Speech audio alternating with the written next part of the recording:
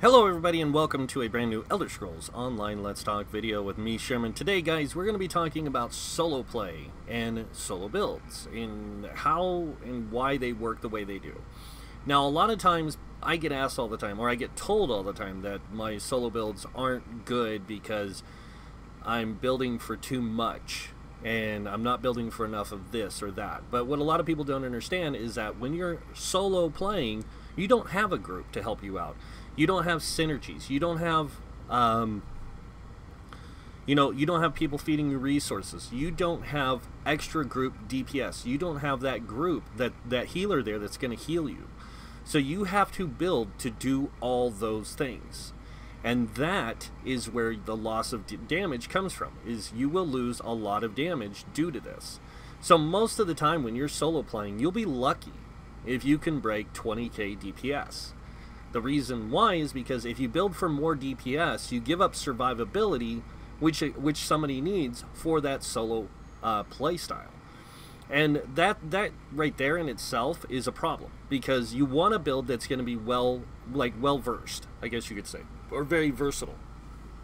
Something that can heal itself, it can deal a decent amount of damage, and it has the survivability to back it. Now, another thing that solo builds are really good for is for training purposes, to train people mechanics. Because if they have the survivability and they have the know-how and the understanding of the build, they get a greater understanding of how mechanics work in dungeons and in trials and in all kinds of stuff. It allows them to learn, because they can see the stuff happening. They can see it as stuff is going on. They can be like, oh, this guy's getting ready to do this major attack. I can bash him, set him off balance. It helps my group. Oh, I got this enemy doing this. I've got a dodge roll out of here, and they've got the resources to do it.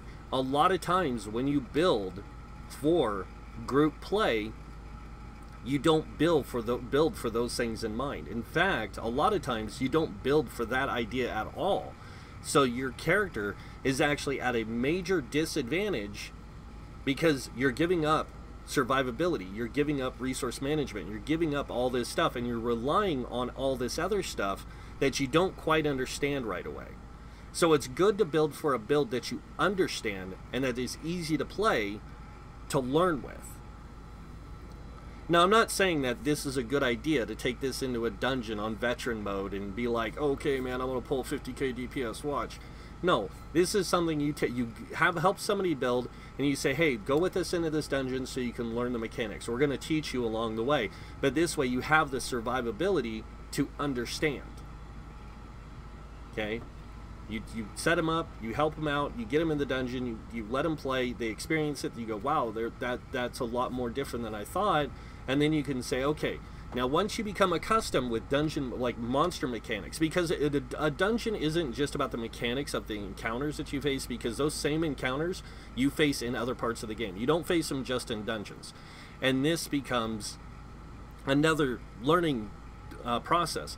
A lot of the problems with ESO and any MMO is learning mechanics of enemies. Once you learn the basic mechanics of enemies, when you go into these things and you see, okay, they're the same as they are in the outside world as they are in dungeons, they're going to do the same mechanics. I know what I need to do to avoid this, or to do this, or to do that. That's why if you notice, a lot of dungeon bosses have overland versions. They have very similar overland versions. Those overland versions are to help you learn the basic mechanics. Then you go into the dungeon, you face it in the dungeon, and you can say, okay, I know how these mechanics are going to work to some degree. This is what I need to do. And it's not major bosses. It's not the end dungeon boss. It's the minor bosses you face along the way. And in some cases, it is the end bosses that you'll face that have similar mechanics as to another boss, like Direfrost Keep. There's two bosses, the final boss, and I believe it's the third boss. Because you go in, you fight the first boss, which is a troll, you go back, you fight the other boss, which is a Daedra, then you come out, and you come to the throne room area, and when you go up that back stairs, if you cut back to the left, or to the right there, you'll fight a boss that is very similar to the end game, or end boss, that uses the same mechanics, but it's a weaker version of her, and you can learn her mechanics from him. You'll learn about the lifesteal that she does, where she'll drain your life out of you, and you have to break free to stop her from doing it. if you don't break free, she'll take too much life from you and heal herself. And then a lot of times, a lot of people don't know, if you use like major defile on her and minor defile on her, it stops her healing process by a greater degree, to where even if somebody gets grabbed by that ability and doesn't have the resources to break free, you can kill her faster. So that's one of the things about learning mechanics. Solo play allows you to learn mechanics really well, because it teaches you how to play by yourself. And then when you learn the mechanics, you're learning all of them. You're not just learning them, you know, like which ones are for which play style. Like, oh, this is for, like, this is what the tank and the stam DPS are going to have to deal with because they're up close and personal in that boss. You're going to learn that too, even at range, even if you're playing a spellcaster. So you can learn both types of mechanics, and you can say, okay, I know that this boss does like a ground AoE that reaches pretty far out, but I still have spell range that I can drop my spells on him. So when I'm playing a spellcaster, I can still keep hitting this target while the melee guys move away and then move back into fighter. And that's on certain certain encounters, certain mechanics, certain things like that. You can learn those things, and you can see, okay, I know this stuff now. Now I can go in and face it with a group. Or I can go in with a group and I can face this stuff and I can learn these mechanics, and then I can go back and become more skilled and more advanced player. It's the same thing with Maelstrom Arena. We're outside Maelstrom Arena right now. I will be going in there in a minute and just showing you guys this build in there. But Maelstrom Arena is another one where you have to learn the mechanics. You can't just go in and expect to win. You have to learn you have to learn where the ads spawn and where the mobs spawn, where things happen. So that way when you face it on the greater difficulty, you know, okay, I need to put a wall of elements here, I need to do this here, I need to watch this spot because this ad's going to spawn at this point. So you need to learn and memorize kind of some of this stuff. And it's one of those things. Eventually you get so used to a lot of this stuff, it becomes muscle memory. So it's instant reaction. Like you'll see it and you'll just instantly react to different mobs. And this is part of the learning process of an MMO, is learning mechanics. And mechanics can be very difficult if you don't know how they work, and you're coming into that trial or that dungeon with a character, you know, and you're like, okay, what are we going to be facing? And people are trying to explain mechanics to you, but if you already know the basics of those mechanics, you can say, okay, I know what these enemies do, but what about the boss? We're on this boss here. I'd never faced this before, anything like this before. How is this going to work? And then they can explain that boss mechanic to you, and it's a lot easier to understand because you're not trying to learn everything else. You're just dealing with one component. So solo play really does help in a lot of ways. But a lot of people will be like, oh, well, don't worry, you just build for high DPS, you don't have to worry about that stuff. You still have to worry about mechanics. No matter what you do, this game still has mechanics that are there that we still have to face. So you have to become conscious of those mechanics and how they work and how things happen. For example, Asylum Sanctorium in Clockwork City. A lot of people don't understand the mechanics of the minor bosses. And that's because they didn't face the world boss. The one world boss in that area. That's a giant clockwork. If you face that world boss, you actually learn some of the mechanics of those minor bosses. And you can be like, okay, I know what's going to happen here. They're going to do this. I can get out of the way. I need to avoid this, and this. You'll know that stuff because you face that world boss on your own and you learn the mechanics of it. And you know what needs to happen when you're in there with a group. This is one of the things about learning mechanics that's super important, and solo builds help with that. Now, why have I made so many solo builds this update? Because I keep getting asked for more. Every time I turn around, I'm getting asked for more solo builds. So this is one of the solo builds, the Thunderlord, and I did say this build can do Maelstrom Arena. It can. But it's more of a learning tool build. Like, once you get skilled at running this, you don't need this great of a build. Like, having the high health is still going to be good because it gives you a little bit more survivability. But using different kinds of foods and stuff then, like using foods that don't have as high of recovery on them, you're going to give up some recovery. You're going to give up some resource management so you can deal more damage because you want that higher spell damage and That way you can adjust your health and spell damage. You can go with less health, more spell damage, kind of thing, but you still want to keep it around 23k, 24k, even when you're playing through Maelstrom Arena, if you're not super experienced. If you're not one of those people that's in the 10% that can solo run this thing every time, it's good to start with a build like this. So what this helps you do is, like I said, it teaches you mechanics. It teaches you how bosses work. It teaches you how mobs spawn, things like that. And Maelstrom Arena is probably one of the most difficult solo dungeons I've ever experienced in any game, because it's designed to be super challenging. So,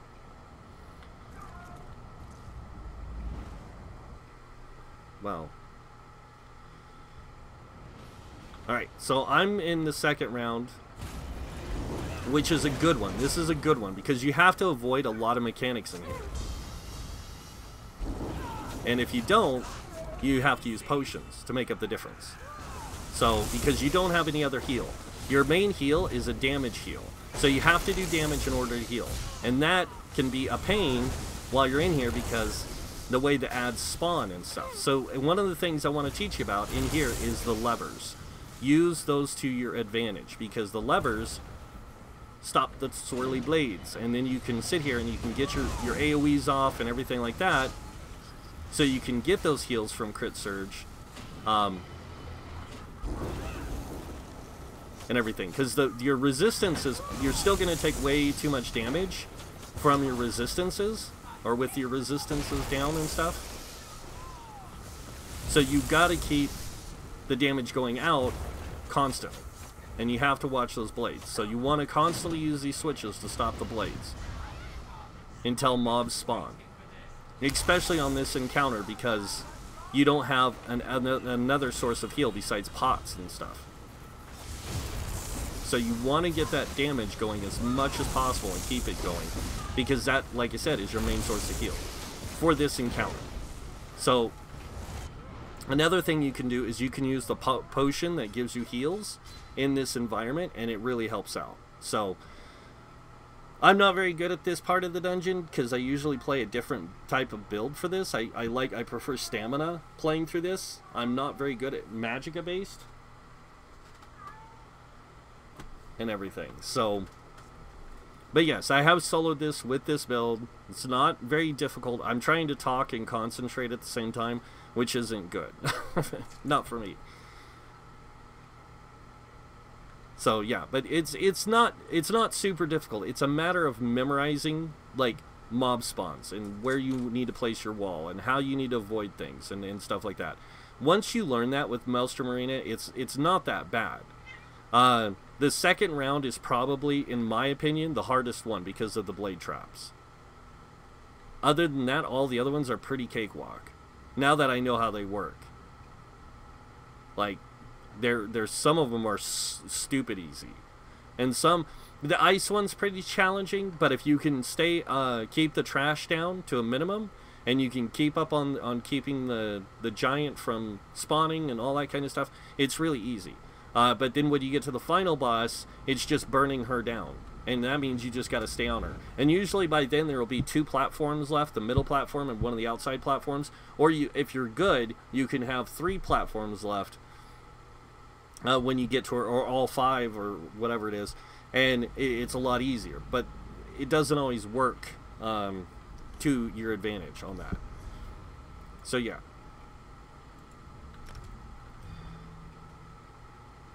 But yes, this build can do Maelstrom Arena, like I said, and it is capable with the setup it has now. But if you want to make it to where you can just dish out more damage, all you have to do is adjust the build to do that.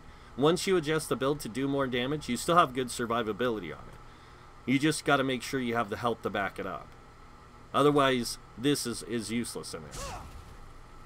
Your shield will be too low.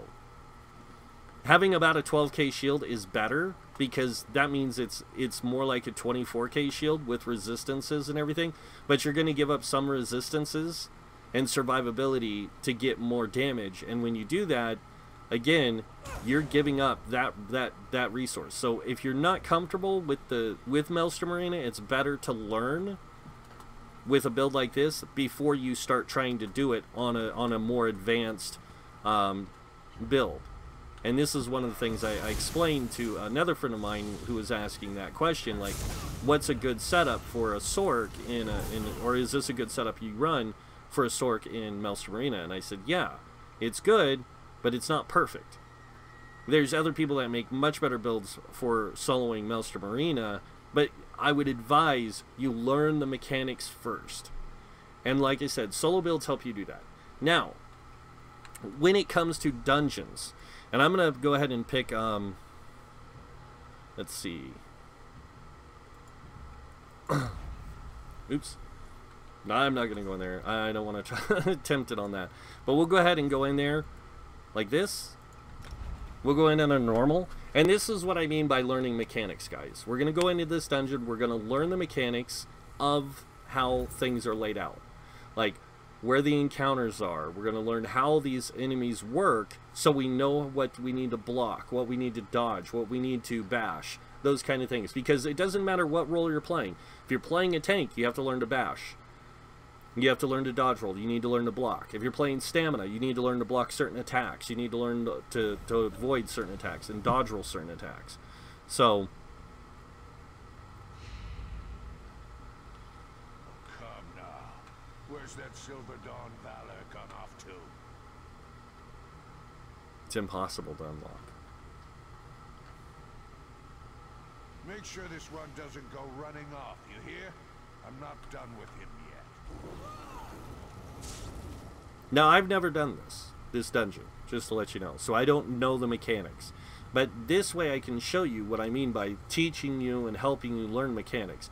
Because if you play through a dungeon on normal, on veteran mode, they don't change. They just become more difficult. And then when it comes to the final boss, that's where mechanics change, is on the final boss.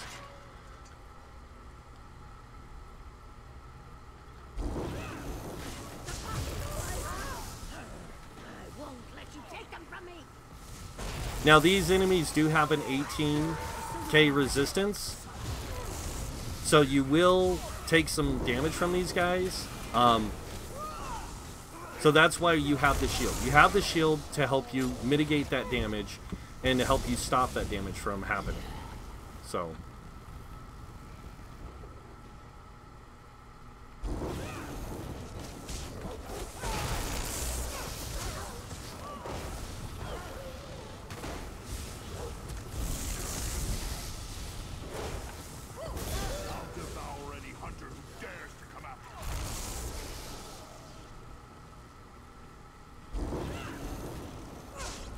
first boss. Trying to escape. Count yourselves lucky. Your death will be quick. And you got to remember, these bosses have about as much health as the world bosses do. So this is a really good way to learn mechanics of this, is to practice world boss fighting. Open the cell doors. It's time to feed the prisoners. Oh, I got nuked. See, I didn't have my shield up, so. But if I would have had my shield up, I would have probably survived. Point is that this shows you, like, okay, we know that when he does that big red circle, get out of the way. Don't waste your time trying to do other things. So we're going to res here. We're going to try this again. Because one of the things you have to understand, some people like the challenge of solo play, and that's really good because it allows them to learn mechanics, and it allows them to understand things that a lot of people don't. Like, oh, this guy does this, I need to make sure that I'm staying out of the way on that.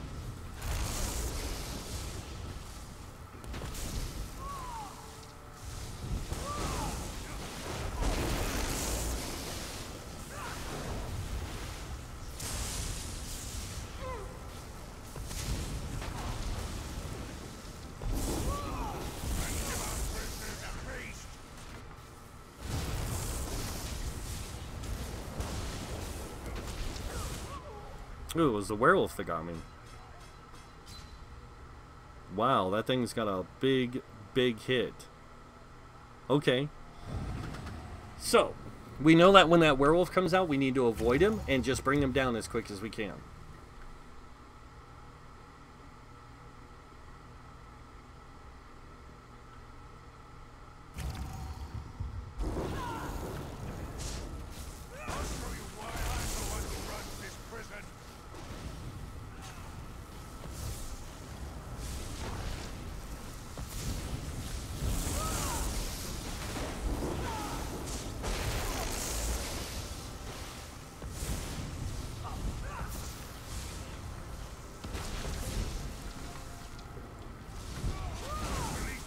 Okay, here he goes. He's gonna send out the first werewolf.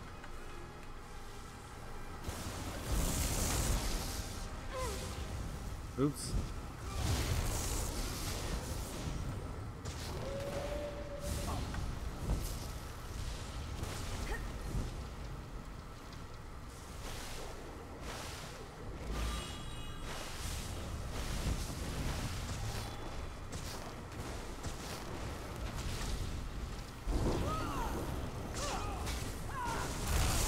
So that means he's got 3 stages where he's going to release a werewolf. We know that werewolf's going to do a lot of damage, so... Oh no, actually I have done this one, now that I think about it, yeah. I just haven't done it on this character, so...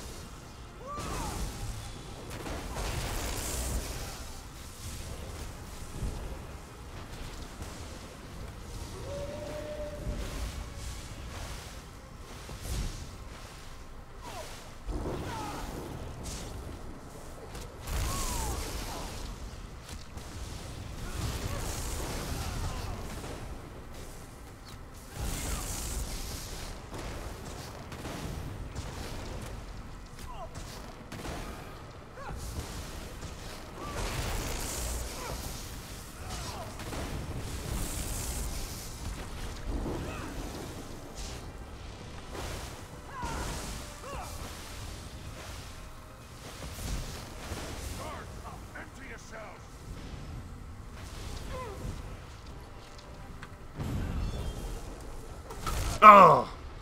And he got me with a stun. Dang it.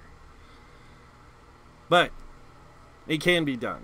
So it's just a matter of learning the mechanics. As I said, you know, once you learn mechanics and you get it down, you learn how to complete it. And that's kind of what these builds allow you to do. But also some people, like I said, they just like the challenge. They like the difficulty of soloing content because there's more of a reward when you finish it. I know it seems silly, but it's true. You do get more of a reward when you finish something that's super difficult and really hard to do. So,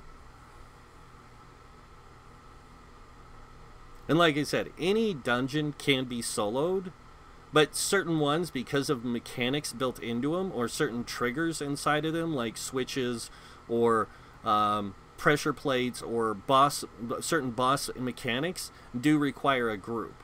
So I don't know how much of that dungeon might require a group. I don't know if it does or it doesn't or anything else. So this gives you a way to learn those things and experience them and say, okay, I understand how these mechanics work. So when you go in with a group, you don't have to sit there and wait for them to teach you.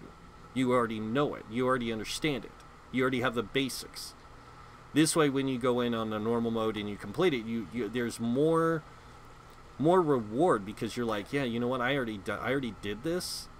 You know, I already challenged myself by playing through this solo.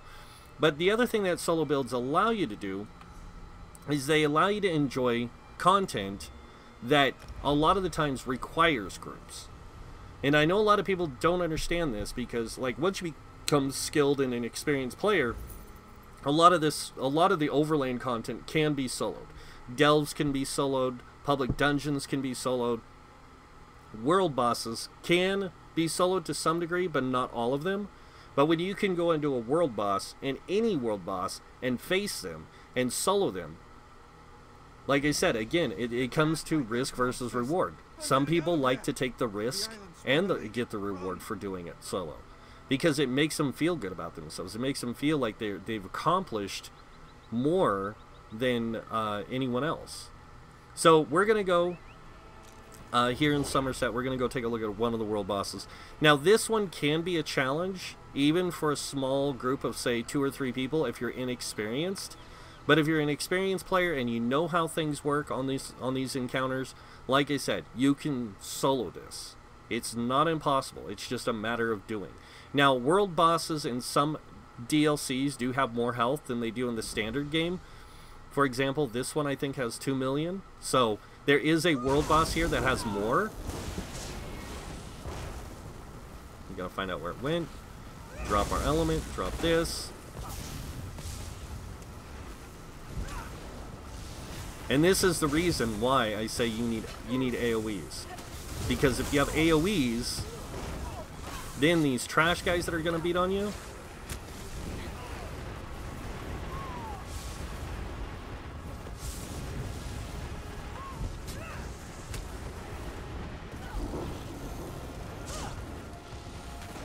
where'd you go?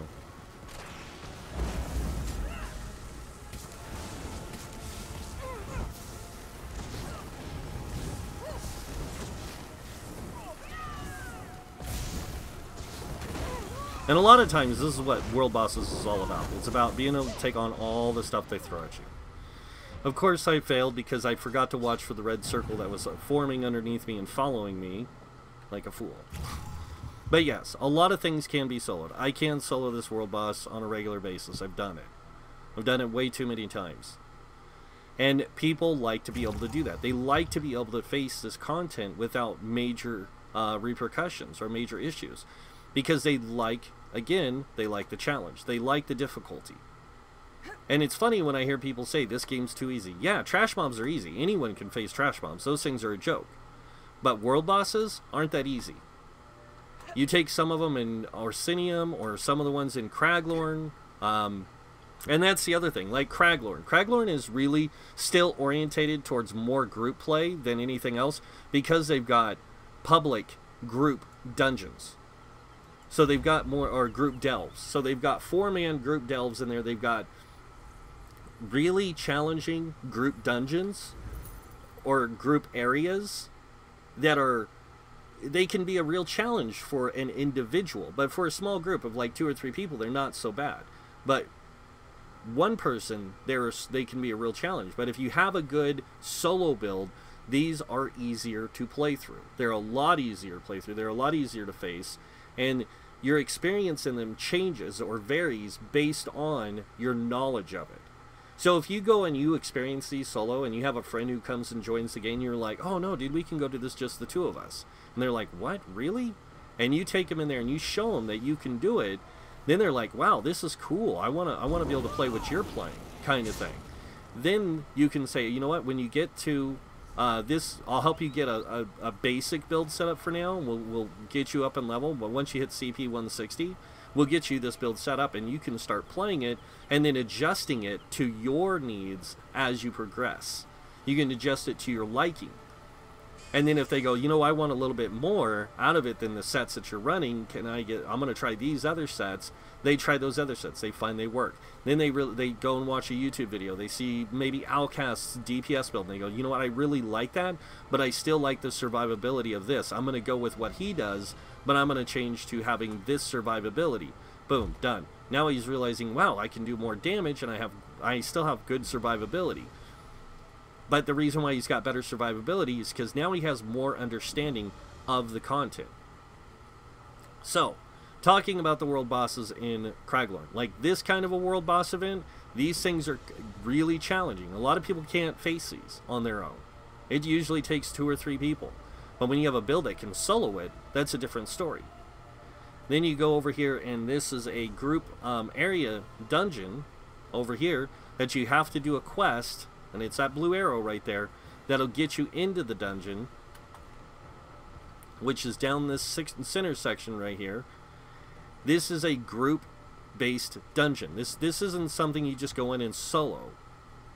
It's something that would normally take a group, but with a solo build, you can learn the mechanics, you can learn the dynamics of it, and you get an understanding of its layout, because dungeons don't change.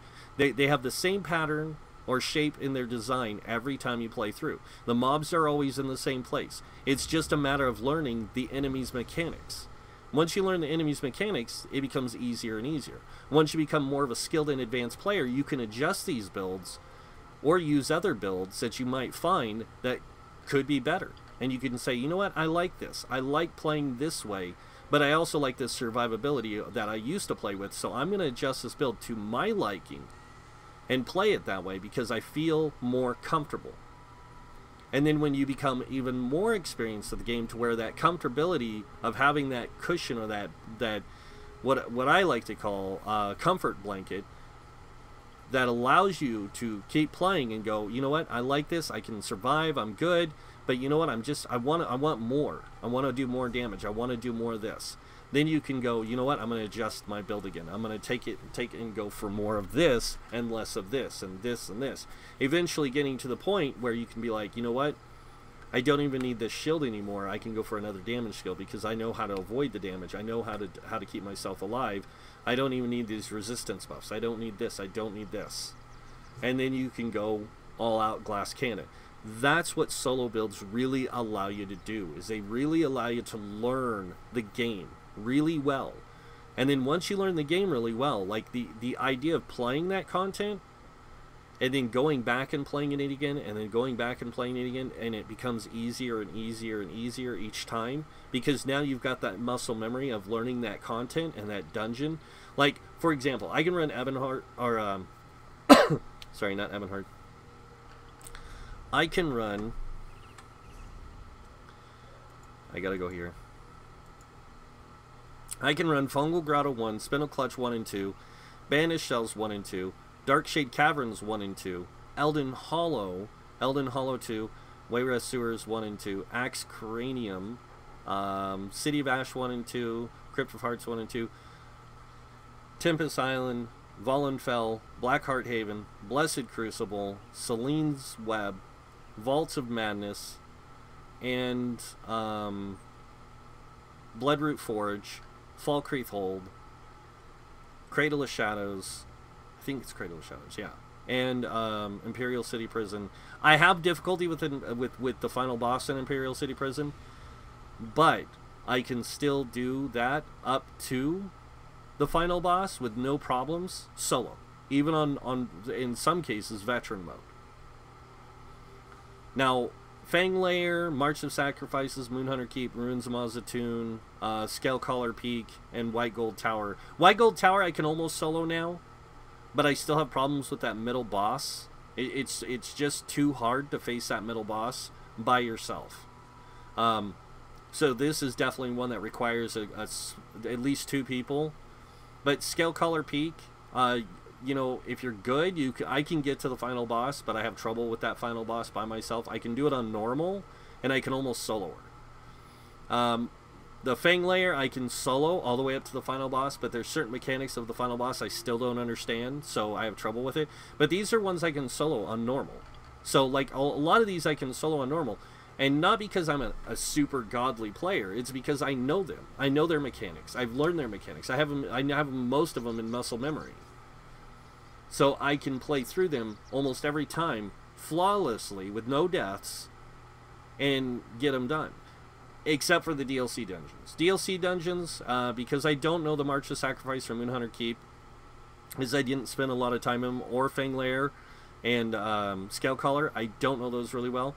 I've done White Gold Tower enough that I know the mechanics of all the encounters, but I just can't beat that middle boss that's out there in that central section with the orb. I can't beat her by myself. Selene's Web is a joke to me now. I can solo this on veteran and actually get Selene's helm every time. So without any issues. But it's not because I'm a godly player. I'm an experienced and knowledged player. And there's a big difference between somebody who's experienced and knowledge and somebody who is like just a really damn good player. And some people can pick up on the game really quick. Some people can't. So that's, again, why solo builds are really good. But solo builds are also really good just if you're playing normal content, you're doing world bosses, you're doing delves, you're doing daily quests, you're doing stuff like that. They're really good for that as well, because they just give you what you need to do it. So, and that is pretty much it, guys. That is what solo builds are. That's what solo play is all about. It's solo play is about the challenge, the experience of the challenge, because you're not...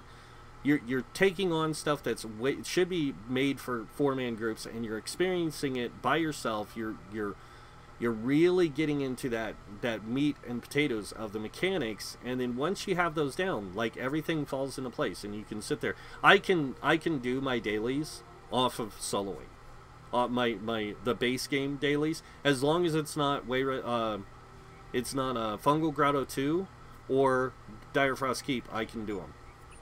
And then on my DLC ones, I can do most of those, like I said, on solo, on normal. So it's no different than playing in a group. It just takes you a little longer.